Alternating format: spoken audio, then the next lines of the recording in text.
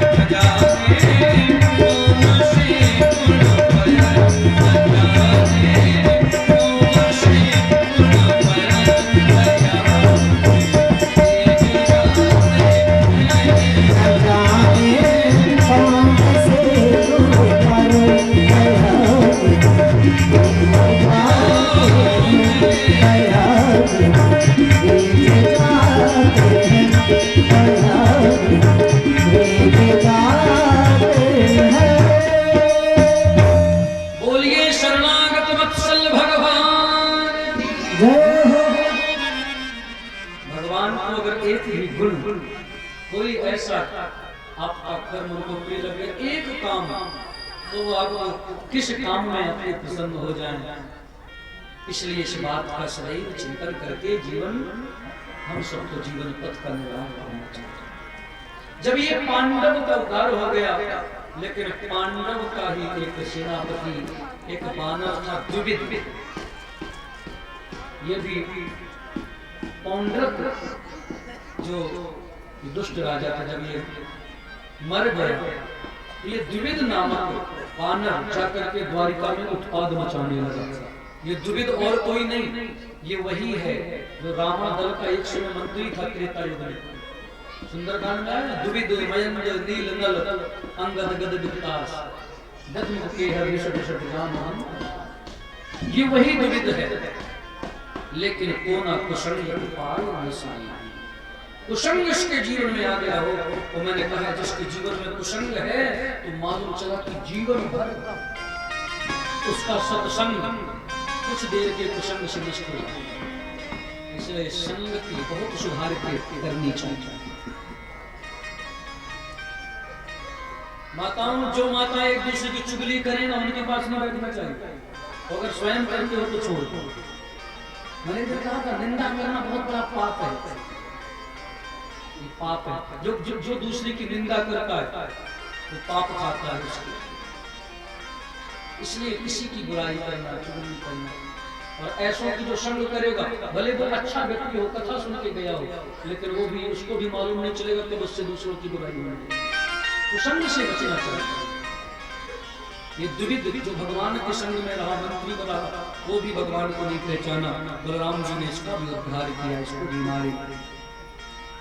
दुर्योधन की बेटी लक्ष्मणा के साथ में जामवती के बेटे शाम्ब का विवाह किया।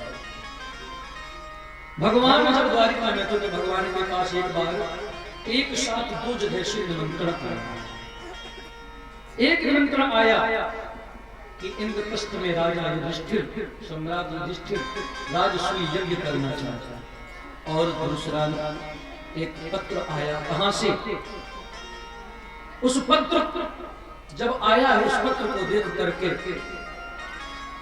भगवान सोचने लगे कि मैं पहले कहां जाऊं, क्योंकि ये जो दूसरा पत्र आया है, भले पांडव मेरे प्रिय हैं, सब संबंधी हैं, उनके राजसूय यज्ञ में मुझको जाना चाहिए, लेकिन जो दूसरा पत्र आया है ये जरासंध के कारागार में बंद जो बंदी राजा हैं उनके।